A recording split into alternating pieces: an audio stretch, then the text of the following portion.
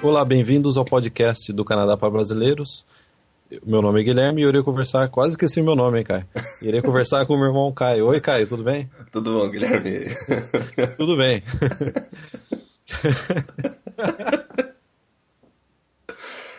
Tudo tranquilo, Guilherme. Então, Caio, eu até notei aqui, o meu nome é Guilherme, né? É isso, né? É. Caio, a gente tem feito aí uma pesquisa e tem notado que tem os nossos ouvintes, uma boa parcela deles são ouvintes novos, né? Pessoas que, né, hoje, por exemplo, provavelmente tem bastante gente que é o primeiro podcast que eles estão ouvindo. Então, Caio, eu até pediria licença para os nossos ouvintes mais assíduos fazer uma pequena introdução sua e minha, pode ser? Pode ser, Guilherme. 30 segundos, 25, 23 segundos, cara. 23. O Caio, né, nós somos irmãos, né, brasileiros, claro, né? Nós moramos em Vancouver, costa oeste do Canadá, já... o Caio há quase 8 anos, né, Caio? 9 anos, vai fazer 9 anos esse ano, né? É. E eu vou fazer 8 anos esse ano. Então, nós passamos por todas as etapas, né, que é possível, né, você passar, né? Desde turista, estudante de inglês, estudante de college, trabalhador, no caso do Caio, né? Eu sempre trabalhei no Canadá para brasileiros, mas a gente imigrou, né? E então o podcast é isso, é passar a nossa experiência, né, comentar sobre notícias relacionadas a visto, imigração, vida no Canadá, qualidade de vida no Canadá, né, cara? E dar a nossa, né, análise, né, a nossa opinião, né, de quem já vem para o Canadá, já conhece o Canadá há 15 anos. Então, Caio, está feita a introdução, né? E o recado, a gente tem um primeiro recado, eu gostaria que você comentasse, Caio, você adicionou alguns vídeos tutoriais, né, vídeos de explicação na nossa área VIP, para quem está chegando agora novamente, na nossa área VIP é Canadá para Brasileiros /VIP, Caio. .com, esqueci de novo .com, Caio. .com/VIP. Caio, quais são os vídeos aí que entraram nessa semana? Então, conforme prometido na semana passada, eu coloquei o vídeo do Canadian Experience, que é aquele processo de imigração. E também coloquei vídeos do processo provincial de Alberta, Ontário e Manitoba. E agora, nessa semana, vai entrar mais um vídeo que eu fiz ontem, que é sobre aquele novo processo de imigração, o Skilled Trade Program, que é o para trabalhadores técnicos. Vai entrar essa semana.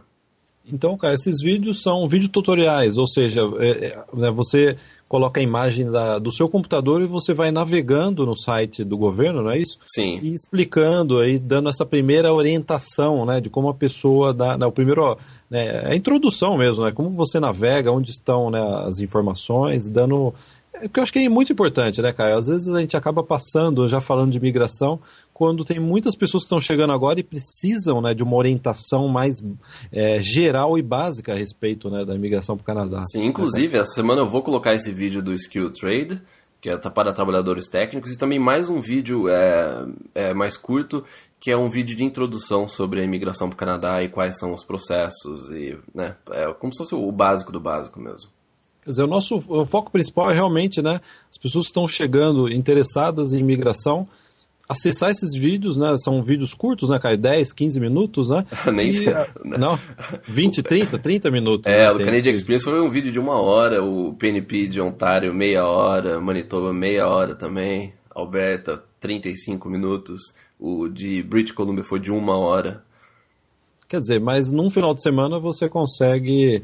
né, já se informar muito bem a respeito, né, da imigração, assistindo esses vídeos tutoriais. Né? Sem dúvida. Eu peço desculpas, Caio, pelo erro na duração dos seus vídeos aí, sem querer te chatear. Não, tudo bem, tranquilo, passou. Passou, né? Então, Caio, o assunto principal, o tema desse podcast é o futuro da imigração canadense, né? A gente tem uma bola de cristal aqui, o Caio comprou, né, uma bola de cristal, a gente vai... Na verdade não é bem isso, né? Mas a gente vai falar sobre algo que não foi comentado em nenhum site, nenhum blog brasileiro a respeito de como vai ser a imigração para o Canadá, provavelmente a partir do próximo ano, 2014. A gente não sabe ainda a data, né? Mas isso daí já é um chute nosso, né? A gente acredita que talvez meados de 2014 aí, quer dizer, a curto prazo, né? Passa rápido. Passa né? rápido. Na época da Copa, né? Talvez o Canadá já esteja com uma imigração completamente diferente. É isso que a gente vai comentar hoje também, né? Hoje no podcast, né, cara? Sim.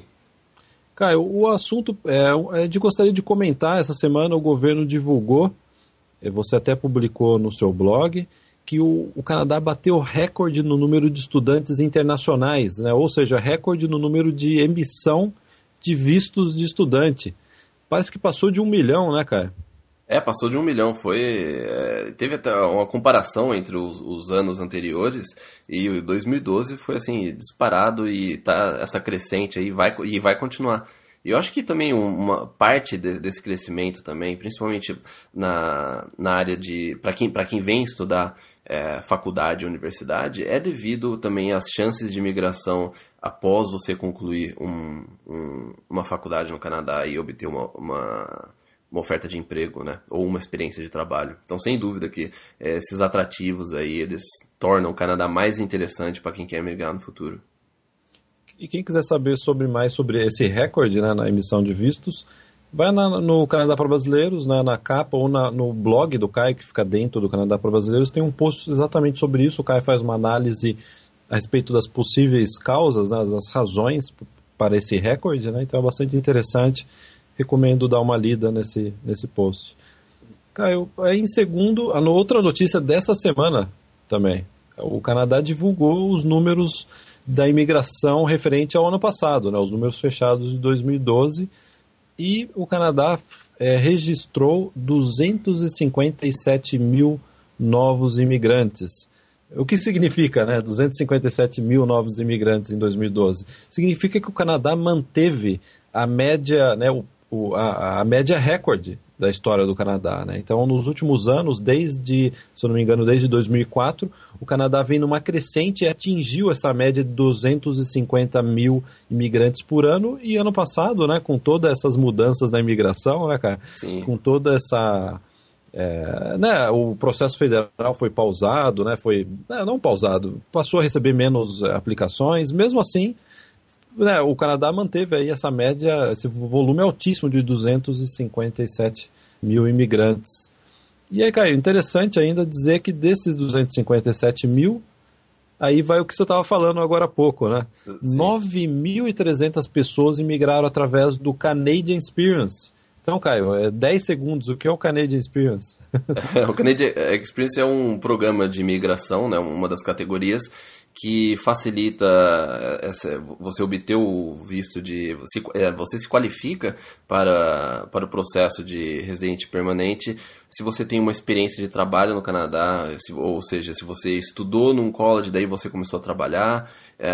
Então, sem dúvida que para quem vem estudar, como eu disse anteriormente, o Canadian Experience é aí uma boa opção, porque você estuda e você trabalha e aí você se qualifica para emigrar. O Canadá, então, ele está abrindo ou fechando as portas? Porque eu navego pela internet, fóruns, sites, e tem muita gente já falando isso. Não, as portas estão se fechando. Está abrindo ou está fechando, cara? Está abrindo, né? Pelos números aí, né? Tá bem claro que o Canadá ele continua procurando. O que houve aí é mais uma questão deles, da seleção que eles estão fazendo, né? Mas isso não significa que as portas estão se fechando, né? O Canadá está cada vez mais aberto, inclusive, para receber imigrantes aí que se qualificam e que estejam preparados para emigrar e se adaptar no Canadá. Principalmente isso, né? Imigrar, trabalhar e essa parte de adaptação. É o que eu sempre comento, né, quando alguém nos liga e tal. Na verdade, as portas não estão se fechando, pelo contrário, elas continuam bem abertas. O que está acontecendo é que as regras, os critérios estão mudando, então muitas pessoas que antes se qualificavam não se qualificam agora, e também tem muitas pessoas que antes não, né? Principalmente trabalhadores técnicos, né? A gente já comentou sobre isso, né? Agora, se você tem uma profissão técnica, não necessariamente de faculdade, você tem chances de migrar para o Canadá. Sim. A gente comentou nos podcasts passados sobre isso, então, sem dúvida nenhuma, é uma mudança, mas em termos de números, né? O release dessa semana, né? O que foi divulgado essa semana mostra que 2012 foi um dos anos que mais novos imigrantes entraram no Canadá, na história do Canadá. Sim. Caio, então aí vamos comentar as razões, né? O Canadá aí, né, fala assim, né, em crise na Europa, né, nos Estados Unidos, a economia do Canadá continua crescendo, né, contratações não param, né, 250 mil novos imigrantes sendo absorvidos no país por ano, né? Você imagina. Sim. Então, em 4 anos é 1 milhão de novos imigrantes. É um volume realmente, né, grande, né, para um país pequeno. O Canadá é grande em extensão, mas é pequeno em população. Né? Em população é um país 10 vezes menor que o Brasil. Não, 5 vezes, né? Dá 5 vezes menor que o Brasil. Mais ou menos, né? Não vamos mandar e-mail dizendo que é 6 vezes. Então, Caio, o que eu listaria antes, né, de você tecer aí os seus comentários, suas observações, é que, do ponto de vista... Eu acho que a maior parte das pessoas imigram por causa da economia, não é? Não só a economia, né, Guilherme? Acho que é a qualidade de vida, né? Não, sim, mas eu acho que são as duas coisas, na verdade, né? Porque a economia, o Canadá, né, a gente está comentando aqui, o Canadá... ele descobriu petróleo, né? Talvez tenha mais petróleo no Canadá do que no Oriente Médio, né? Segundo estão dizendo aí, né? A província de Alberta hoje, né, já tem planos aí de construir oleodutos para vender para os Estados Unidos, né? É só pesquisar um pouco sobre a indústria do petróleo e gás no Canadá, você vai ver que realmente o Canadá, pelo menos para os próximos 100 anos, né, vai ter aí dinheiro, né? Tem dinheiro debaixo da terra aqui, né, cara? Sim. Mas falando de qualidade de vida, que economia, né, a economia a gente já vem comentando bastante, né? Vamos falar um pouco, Caio, sobre a qualidade de vida.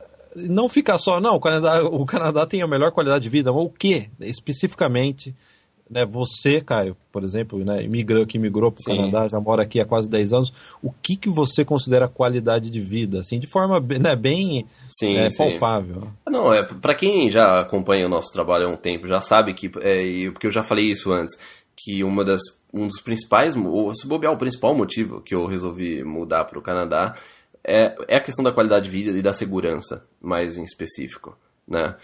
A segurança, para mim, foi o fator determinante. Depois de algumas coisas que aconteceram no Brasil nessa questão de segurança, eu resolvi sair. E é como você, né, falou, a economia, né, é importante. E sim, a economia é importante para isso, porque você quer, né, trabalhar, você quer ter um emprego bom, você quer ser bem pago. Mas para mim, a prioridade, eu não estava nem preocupado o quanto que eu ganharia de dinheiro ou que emprego que eu poderia ter. Eu estava mais preocupado em poder viver, né? Então, a questão da segurança, ela foi o fator determinante. Um bom exemplo, Guilherme, ontem mesmo, né? Eu trabalho durante a noite, né? Eu acordo tarde, lá para meio-dia, 1h, então eu trabalho durante a noite no Canadá Brasileiros. E ontem à noite, lá por 1h da manhã, eu precisei ir no banco depositar dinheiro. Então eu peguei meu carro, fui até o caixa eletrônico e passando por diversos sinais vermelhos, né? E parando, né? Sem problema nenhum. E fui no caixa eletrônico. E para vocês que moram no Brasil, né, quem está ouvindo e mora no Brasil sabe, consegue imaginar como que, se você teria condição de no Brasil sair 1h da manhã, num lugar deserto até, onde que eu fui, e depositar. Eu depositei $500 no caixa eletrônico e sem medo nenhum de ser assaltado, ou de ser sequestrado, ou de levarem meu carro. Eu acho que esse tipo de coisa sem dúvida é uma diferença muito grande e é uma coisa importante, não só durante a noite, mas durante o dia também, né? Eu dei um exemplo durante a noite porque no Brasil eu lembro que eu trabalhava até 1h da manhã e eu voltava para casa, por um ano eu terminei o trabalho 1h30 e eu voltava para casa e era um sofrimento, já fui quase sequestrado, já fui assaltado, então sem dúvida que... Para mim, isso é muito importante, tá? Em primeiro lugar, a segurança minha, da minha família, né? De todos nós. E daí eu saí do banco, eu não sei nem se eu cheguei a comentar isso com você, Guilherme. Eu saí do banco, aí eu fui lavar o carro. Aqui perto de casa, eu descobri um lava-jato que você não precisa fazer nada. É como se fosse um drive-thru de McDonald's. Então você entra no local, você para do lado da máquina... Você passa o cartão de crédito, você escolhe qual que é o modo que você quer lavar, aí você entra lá no lugar onde que o carro é lavado, onde tem a máquina, e você fica dentro do carro, daí fica uns 10 minutos, fica lavando o carro lá, e ele seca no final e você sai. E eu tava meio assim, porque todo mundo fala que esse negócio de lavar carro, nesses lugares que você passa com o carro, ele pode riscar o carro, né? Então, mas esse lugar, ele não encosta no carro, eles chamam de touchless. Eu não sei se tem isso no Brasil ou não, não sei como é que funciona, mas é tudo com pressão de água. E você escolhe, eles passam, a máquina espirra várias camadas de produto, depois lava de novo e no final tem um secador, e aí você sai com o carro. Aí eu voltei para casa, o carro limpo, Guilherme. Você vai ver amanhã. Eu vou ver. Agora eu quero ver, hein, cara. Você vai ver, tá brilhando. Eu vou observar se não há riscos. Não, é impossível ter risco, porque é só água e pressão, Guilherme. Mesmo assim. Você não tava me ouvindo, né? Não, quando você fala, cara, eu tenho um livro aqui que eu fico lendo. Sim, eu dou play aqui no YouTube quando você tá falando também. Então, Caio, pode dar play no YouTube que eu tenho um comentário sobre o que você estava dizendo a respeito de segurança, né? Você disse que vai à noite. Eu também faço a mesma coisa. Aqui tem caixa na rua, né? Não é nem no banco, né? Sim. Na esquina. Em esquinas tem caixa que você saca dinheiro a qualquer hora da noite. Eu faço isso sem nenhum problema. Nunca tive problema nenhum. Eu tenho um vizinho que é canadense, ele tem um filho mais ou menos da idade do meu. Às vezes eles vêm, né, aqui em casa brincar. E eu comentei com ele que no Brasil o pessoal tá colocando agora dinamite em caixa eletrônico para explodir, né, e roubar o dinheiro. Ele deu risada, ele achou que eu estava contando uma piada. Aí eu tive que abrir o meu computador, abrir na Globo, né, que tinha uma reportagem, acho que do Fantástico, né, e eu tive que mostrar para ele a reportagem que ele achou que ele deu risada, ele achou que era uma piada. Não, e aqui o caixa eletrônico você não precisa nem passar o cartão para entrar. Né, porque na porta. Se a porta tá aberta. Né, quando você tá tirando dinheiro lá, quem quiser pode entrar. E outra coisa que eu lembro, quando eu ia sacar dinheiro no caixa no Brasil, tinha senha, contrassenha, a senha eram 10 dígitos, a contrassenha eram 30, né? Tinha um jogo de memória, né? Você tem que adivinhar, virar as cartas, né? Aí, qual é o nome do seu primeiro gato, né? Do seu primeiro cachorro. Quer dizer, não, eu estou exagerando, né? Mas era assim, era senha e contrassenha e vários dígitos, né? Aqui no Canadá são 4 dígitos apenas, né, cara? Sim, Você escolhe 4 ou 6, mas fica a sua opção, pode ser 4. Quer dizer, bastante tranquilo, né, cara? Sim. E até falando de segurança, né, cara, eu tenho uma teoria, a teoria do café. Vocês que estão aqui no Canadá fazem esse teste, é o teste do café. Vai numa cafeteria, compra o café, senta de frente para a janela e fica vendo até aparecer o primeiro carro da polícia. Passou o primeiro carro, você pode tomar o café. Você vai ver que você vai conseguir tomar o café provavelmente quente. Se você estiver na parte central aqui de Vancouver, vai passar um carro de polícia. Se bem que metade dos carros da polícia são a paisana. Né? Isso que eu ia falar. Depois que eu, por exemplo, né, tiozão, né, que anda bastante aqui em Vancouver, que eu já reconheço os carros, né, a paisana, eu consigo tomar um café sem ele esfriar e eu já consigo ver um carro da polícia passando na rua. Né? E agora, faz exatamente isso no Brasil. A cafeteria vai fechar e você vai ter que sair da cafeteria e você não vai ter visto nenhum carro da polícia passando na rua. E tem inclusive um vídeo que eu coloquei no nosso canal do YouTube que eu tava dirigindo aí perto da sua casa mesmo. E na minha frente tinha um carro de polícia paisana. E eu até falei no vídeo que era um carro de polícia. E, se não me engano, acho que 40% da frota é tudo a paisana. E uma outra coisa que eles fazem, que a polícia faz, eles deixam carros iscas, que eles chamam. Eu estava até vendo essa semana uma reportagem na TV. A polícia tem diversos carros espalhados pela cidade que se alguém tentar roubar, esse carro ele tranca, aciona a polícia e a pessoa, né, não consegue sair. Pô, é bom saber disso, hein, cara? Fica esperto, Guilherme. É engraçado, hoje eu saí para andar e um desses carros à paisana, eles estavam estacionados, quer dizer, você não observa, você não sabe que é um carro à paisana da polícia, ou seja, o carro não tem nenhuma inscrição da polícia, é um carro normal. De repente ligou a sirene, né? A diferença é essa, quando eles ligam a sirene tem um monte de luz, né, e barulho, né? E eles pararam um carro. De repente, assim, do nada, pararam um carro. A pessoa teve que dar a documentação, não sei o que aconteceu, eu fiquei assistindo um pouco só, né?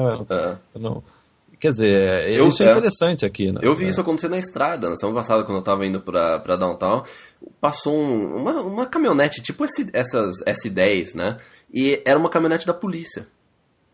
Só que com a luz dentro, né, do carro, a luz ela fica pro lado de dentro desses carros, rapaz, eles ficam pro lado de dentro, e quando eles acionam, né, fica tudo colorido, né? E o carro passou toda do meu lado e parou um outro carro lá na frente. Cara, resumindo, depois de morar quase uma década aqui, segurança é muito simples. Você tem que ter bastante polícia na rua e polícia paisana. Sim. Né? Vem aqui para o Canadá, quem está vindo, observa isso, a quantidade de policial que você vai ver nas ruas e a quantidade de policial paisana, que, né, a gente que já mora há tempo aqui, a gente sabe, né, quais são, né? Onde eles ficam. Né? Eu na praia já vi brigas. Uma vez eu vi 2 garotos começarem a brigar na praia, tinha policial paisana na praia com... Você só via aquele fone de ouvido, sabe? Sim, que nem de câmera escondida, né? É que nem de câmera escondida, né? Na mesma hora acabou a briga, né? Caiu um outro detalhe que a gente estava até comentando, né? Antes, aqui no Canadá, falando de qualidade de vida, aqui no Canadá, você não precisa ser sócio de um clube caríssimo, pagar aquela mensalidade caríssima, porque tudo que é público aqui é de extrema qualidade, né? Você estava comentando sobre um centro comunitário que você foi hoje, cara. Comente sobre isso. Ou seja, centro comunitário aqui tem todos os bairros e é de acesso a todas as pessoas, né, cara? Tem diversos. Todas as vizinhanças, as regiões, elas têm diversos centros comunitários, né? E ontem eu fui levar a minha filha em um centro aqui. Depois do almoço a gente foi num que tem aqui perto de casa. E você paga $5 e tem um parque aquático lá dentro, com toboágua, piscina com onda, tem sauna, tem a parte de piscinas para as crianças, né? Que onde eu fui, eu nem entrei na piscina, só fui levar minha filha lá para brincar. E é assim, uma infraestrutura fantástica. E não só isso, tem a parte de academia também, tem um monte de coisa. E tem diversos centros comunitários espalhados pelas cidades. Não é um que você precisa pegar um carro e dirigir lá longe. Não, tem diversos. Toda a região, toda a vizinhança, né? Aqui não tem bairro, né? A divisão não é por bairro. Então toda a vizinhança, essas regiões, elas têm um centro aí, um ou mais centros comunitários. Só aqui perto de casa, em questão de 5 minutos de carro, tem pelo menos 3 ou 4. É engraçado que a palavra centro comunitário, eu lembro quando eu cheguei aqui, falaram, né, community center, né?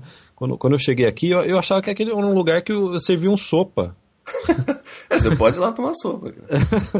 É essa visão que a gente tem quando a gente vem do Brasil, né? E na verdade era um clube 5 estrelas, né? Todo bairro tem centro comunitário. E quando eu descobri centro comunitário aqui no Canadá, assim, um mundo abriu, né? Você paga $5, você nada numa piscina, tem jacuzzi, né? Que nem você falou, aí perto da sua casa tem uma com piscina de ondas, né? Quer dizer, isso daí é uma realidade muito, muito distante do Brasil. No Brasil, pra você ter um clube com piscina de ondas, você vai pagar uma fortuna, né? Não, e aqui perto de casa, um que minha esposa sempre vai, porque esse que a gente foi hoje, a gente precisa pegar o carro, mas fica 5 minutos daqui. Tem um aqui perto que a minha esposa ela vai a pé com a minha filha, normalmente de manhã, né? Porque de manhã eu tô dormindo, né? Então ela vai lá e fica 2 quadras daqui. E tem rinks de patinação no gelo, tem área para criança com todos os brinquedos, aqueles brinquedos mais legais que a gente vê na Toys R Us, eles têm lá. Então, assim, e custa. Ela comprou o passe de, acho que mensal, por dia, seria um equivalente a $2, $3 por dia. É só manutenção, né? É só manutenção mesmo. É muito barato. Nossa, na época que eu mudei para cá, que eu era estudante, o que eu ia nadar nesses centros comunitários era realmente muito bom. Você começa a usufruir, né, de todas essas facilidades aí, e eles não exigem nada. Eu lembro, eu era estudante aqui, né? Sim, Você paga $5, você entra, você não precisa nem mostrar carteira de identidade, nada, né? Muito tranquilo mesmo, né? Até que próximo de casa, dentro do Stanley Park, no verão, tem uma piscina aberta ao ar livre, de frente para o mar, uma piscina muito grande. Você paga, acho que $2, a piscina aquecida, né? Sim. Você pode ficar lá o dia inteiro, uma delícia também. Então, aqui no Canadá, só nessa da região aí, né, que você mora, tem essa do Stanley Park, tem Kitsilano, tem diversas piscinas, né? Sim, Kitsilano também fica assim, quase no mar, assim, você está na piscina, é uma delícia, você está dentro da piscina, você só vê o mar e atrás de você o Stanley Park. Sim. Fica até uma dica aí, quem está vindo no verão, não deixe de ir nessa piscina pública do Stanley Park, é muito, muito bom. Sim. E é baratíssimo, acho que, eu não lembro se eu pagava, se foi $2, né? $2, $3, é muito barato. E, Caio, e aí que a gente também marcou aqui para comentar, né? Isso daí é interessante, você estava até comentando, eu acho que a gente nunca comentou no podcast. No Brasil, às vezes você mora em bairro que não tem todas as facilidades. né? Então você está morando num bairro, às vezes você precisa comprar alguma coisa, ir no supermercado, ou ir no McDonald's, né? Ou ir num Starbucks, você tem que pegar seu carro, atravessar, pegar várias avenidas, né? Às vezes uma estrada, né? Para chegar num lugar com essas facilidades. Aqui no Canadá, todos os lugares têm essas facilidades, né, cara? Sim, é pelo planejamento, né, da parte de urbanização. Então, quando a cidade está crescendo, tem um planejamento como é que a cidade vai crescer, como é que ela vai se expandir. Então, que nem eu, por exemplo, eu moro a 25 minutos, 30 minutos de carro do centro de Vancouver, né? E isso é uma coisa que eu vejo muito, até uma dica que eu vou dar aqui, porque é uma coisa que eu ouço muito as pessoas falarem. Tem muita gente que fica só procurando lugares no centro de Vancouver. Eu não tô falando na parte se você vai estudar inglês, tudo bem, estudar inglês, você quer ir pra escola, tal, quer ir em balada, mas para as pessoas que estão vindo a um prazo mais longo aí para trabalho ou emigrar, eu vejo muita gente preocupada em achar alguma coisa muito próximo do centro de Vancouver. A questão é que você não precisa achar uma coisa no centro para estar próximo de tudo. Eu moro a meia hora de Vancouver e aqui perto de casa, questão de 2, 3 minutos de carro, nem isso. Até a pé dá para ir. Tem mais de 3, 4 supermercados dos grandes mesmos, né? E tem de tudo. Farmácia, tudo. Então tem um planejamento. Quando a cidade está crescendo, tem a parte residencial, que daí tem toda a parte comercial do lado da parte residencial, daí eles vão expandindo. Então você não precisa... não acha que o fato de você estar perto da região central de Vancouver, que é porque você vai ter acesso a mais coisas ou mais lojas. Não, isso não altera em nada. Então, e você consegue aí, se você está vindo e você precisa de economizar dinheiro no começo, você pode ir para regiões mais afastadas e ter uma qualidade de vida igual ao que você teria morando no centro de Vancouver. Ou morando no melhor bairro do Brasil. Não, e quando a gente fala de Vancouver, tem muita gente que vai falar assim, mas você só fala de Vancouver. Qualquer cidade do Canadá. Entendeu? Qualquer cidade. Não, eu diria até mais, Caio. Você vai para o interior do Canadá, a gente já viajou bastante para o interior do Canadá, dos Estados Unidos. A mesma facilidade que você tem num grande centro, você tem numa cidadezinha pequena. Sim. Né? Todas as cidades têm uma infraestrutura que vai te satisfazer, né? Todas as suas necessidades. Sim. Né? E aí eu tenho até, né, uma experiência minha, né? Quando a minha esposa morava em Salt Spring Island, era uma ilha aqui, né? Para chegar você tem que sair de Vancouver e pegar 2 ferries para chegar nessa ilha. A ilha tem aproximadamente 20 mil pessoas morando nela, mas elas são pessoas, fica espalhado, uma ilha grande, né? Então você fala, o que vai ter lá, né? Não vai ter nada. Eu lembro a primeira vez que eu fui para lá, eu falei, nossa, deixa eu comer um McDonald's antes de ir para a ilha. Você vai ter que caçar lá, né? Eu vou ter que caçar. Chegando lá, a ilha tinha 2 supermercados assim de extrema qualidade, iguais o que eu ia aqui em Vancouver. Tinha cafeteria, tinha várias, sorveteria, loja de brinquedo, tinha uma Sears, uma loja Sears, que você vendia eletrodoméstico, e tinha uma outra loja que vendia de tudo, você podia comprar até aquário, peixe para aquário, tudo nessa ilha aí. Quer dizer, você imagina, uma ilha pequeniníssima, né? Super pequena, tinha tudo que você precisava. Você pega o melhor bairro no Brasil, às vezes não tem o que tinha em Salt Spring Island. Até uma dica aí para quem tá vindo no verão, em Salt Spring Island.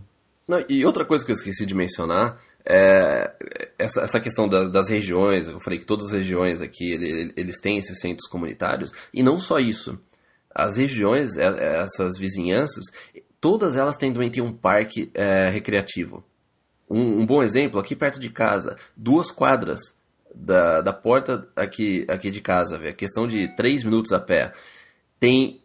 se eu não me engano, deixa eu contar aqui, são 7 campos de futebol, sendo que 3 deles são grama artificial, e sendo que esses 3 tamanho oficial, ou seja, campo de futebol oficial mesmo. E tem, se eu não me engano, acho que 8, 10 quadras de tênis. E quanto custa, Caio? É de graça. Esse que é um grande negócio, né? No Brasil você paga tudo. Se é uma coisa boa, né? Que nem um campo de grama artificial, você tem que pagar, né? Você paga por hora, né? Aqui é tudo de graça. Eu vou quase todo dia lá levar minha filha pra brincar nesses campos artificiais. Porque eu levo a bola, mesmo que choveu no dia anterior, porque aqui agora tá chovendo bastante por causa do inverno, né? E é bom porque ela brinca lá, pode cair, não machuca. Então, e fica aqui do lado de casa. E se eu continuar na mesma trilha, porque é um parque, também tem uma trilha que você pode caminhar.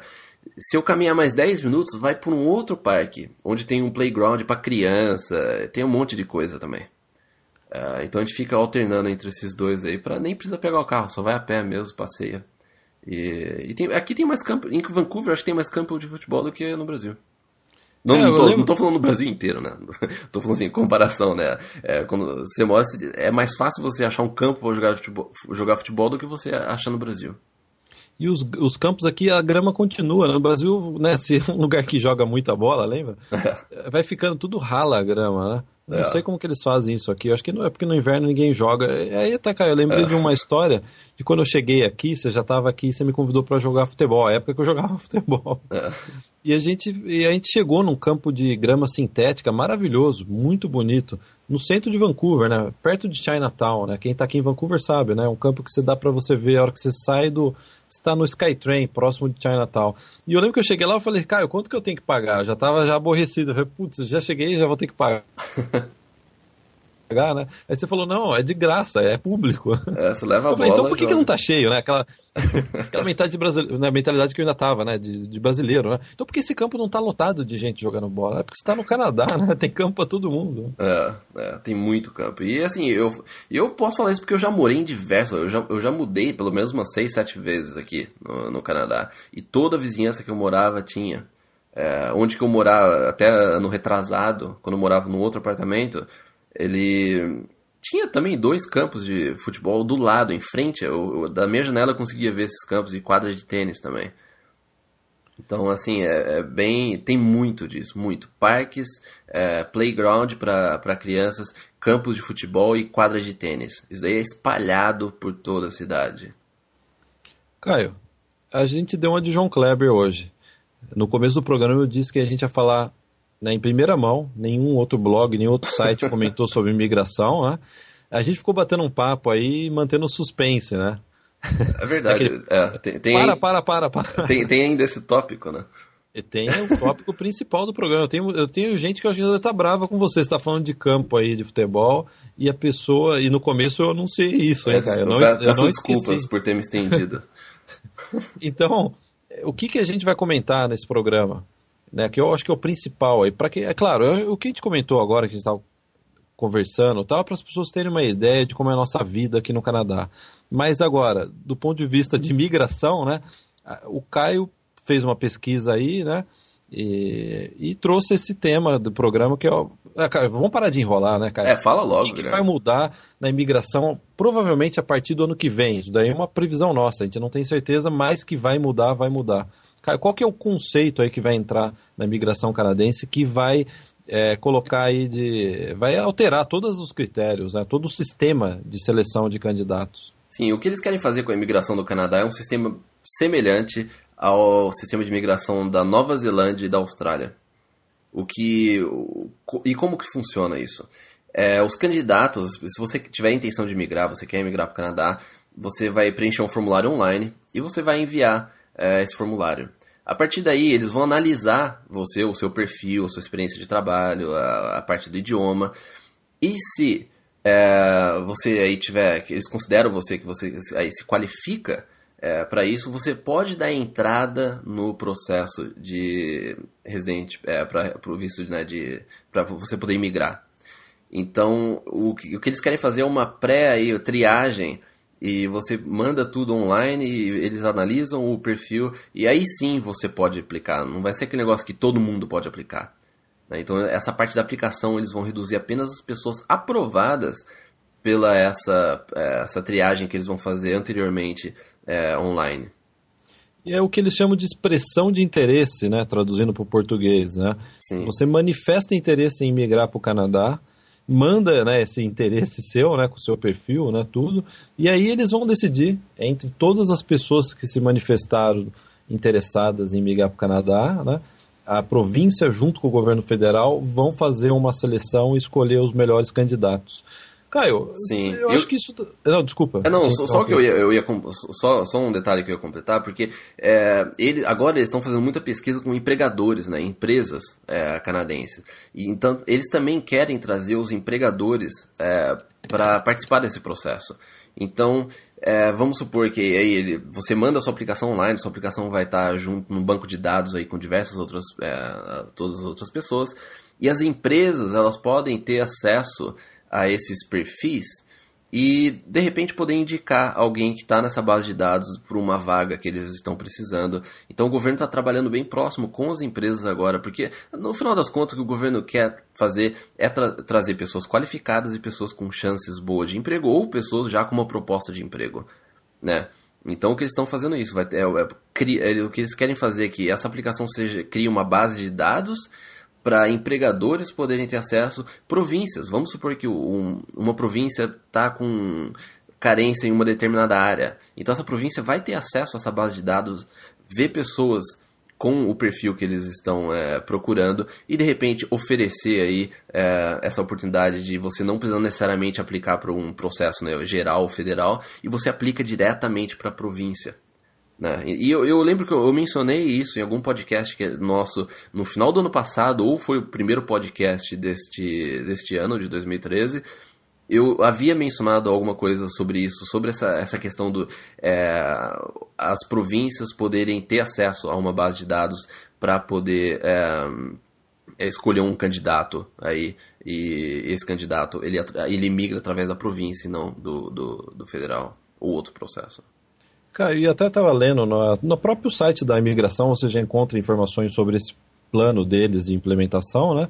E parece que também ficou claro que esse novo sistema, além de, claro, mudar todo, né, o conceito aí, né, toda a forma de selecionar os candidatos, também deve deixar mais rápido, né, o processo de imigração, né? Porque se você já faz uma triagem, né, a hora que a imigração receber, né, os candidatos, né, receber o processo de imigração, ela não vai ter aquele trabalho de avaliar se a pessoa tem ou não realmente perfil, porque é isso que toma muito tempo às vezes em processo. É isso, né? Que cria aquela fila, né, de processos aí que demora anos. Porque a pessoa às vezes manda e eles têm que checar, será que ele tem realmente potencial, ele somou os pontos, mas vamos agora, né, checar. Isso toma muito tempo. E eu acredito que esse novo sistema, né, pelo que a própria imigração comentou, ele deve agilizar todo o processo. Né? Sim. Então, e Caio, eu acho que esse novo rumo da imigração canadense aí para os próximos anos vai de encontro com aquilo que a gente já comentou também bastante em podcasts passados, né? Que esse sistema de imigração, de pontuação, é um sistema muito falho. Sim, né? sim. A gente não vai voltar, né, nesse podcast sobre isso, né? Mas, né, não é a primeira vez que a gente comenta isso, né, de que o sistema de pontuação está com os dias contados. A gente sempre, né, vem já faz acho que já há um bom tempo, né, que a gente vem comentando isso. Né? Não, sim. E toda essa... Não, pode continuar, desculpa. Não, assim, só concluindo, né? Porque se você faz uma triagem, né, é como se fosse uma pré-imigração, você está mudando todo o sistema, ou seja, não é mais uma questão de pontos, mas é sim uma questão da imigração selecionar o candidato que ela quer realmente, e não um candidato que soma pontos ou atende aos critérios, né, atende teoricamente aos critérios requisitados para a vaga. E uma província que, algo semelhante que aconteceu no Canadá esses últimos 2 anos aí, é o processo para Manitoba de visita exploratória. Que o processo de Manitoba, pelo processo provincial, você envia um e-mail para eles, eles analisam o seu perfil, e se eles gostam do seu perfil, eles convidam você para fazer uma visita. Né? Então, essa nova ideia aí que eles querem aplicar, que é semelhante à imigração da Nova Zelândia e da Austrália, é algo semelhante. Lógico, eles não podem impedir que todo mundo venha para o Canadá para uma entrevista, né? A província fez porque o número é bem menor de aplicantes. Mas essa questão deles receberem o seu currículo, o seu perfil, analisar, e se eles gostam, eles te chamam, é a mesma ideia para esse novo processo que deve entrar aí a partir do ano que vem. né? Então, assim, é uma coisa que eu acho que faz sentido, isso daí vai ajudar bastante, né? E vamos ver aí como é que vai ser.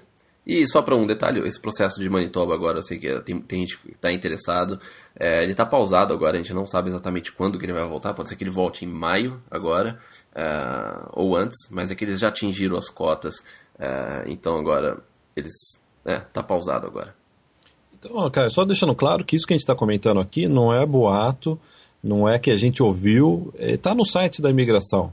Né? Até se puder colocar, né, algum link, né, alguma direção para as pessoas pesquisarem, saberem mais, ou mesmo estudarem o sistema de imigração da Austrália, que entrou no ano passado, em meados do ano passado, que é exatamente o que o Canadá, exatamente não diria, né, mas é mais ou menos o mesmo sistema aí que o Canadá quer implementar aí, talvez, acho que já em 2014. Né? Sim, mas tá em andamento já, essa implementação aí. Algumas coisas a gente vê que se acompanha isso, você já vê que o ministro, né, da imigração, ele tem encontrado com diversos empregadores e existem aí diversos processos já a caminho para que isso aconteça. Então, Caio, eu acho que o que eu gostaria de finalizar é lembrando que para esse ano, né, a gente está falando de 2014, 2013, o grande acontecimento, vamos colocar assim, né, da imigração vai acontecer no dia 4 de maio, que é a retomada do processo Trabalhador Qualificado Federal. O que é esse processo? É o principal processo de imigração para o Canadá. Então o Canadá está planejando receber esse ano, dentro dessa média de 250 mil, pelo menos 50 mil ou mais vai provavelmente originar desse sistema de trabalhador qualificado. Então é considerado o principal processo, vai voltar no dia 4 de maio. A gente já publicou uma prévia desse processo na nossa área VIP, no canadaparbrasileiros.com/VIP, e o Caio, essa semana, né, Caio, colocou também mais alguns vídeos sobre imigração. Quais são os vídeos, Caio? Repetindo aí, quais são os vídeos? Repetindo, foi o vídeo do Canadian Experience, os processos provinciais, um vídeo de Alberta, um outro de Ontário e também um para Manitoba. E também agora essa semana entra o vídeo básico sobre imigração e também sobre o novo processo Skilled Trade. Caio, se você não tiver mais nada para dizer, eu considero encerrado esse podcast. Então vamos encerrar esse podcast e fica para o próximo. Tá bom, então muito obrigado para todos que nos ouviram. Obrigado, um abraço. Até semana que vem. Até semana que vem. Tchau, tchau.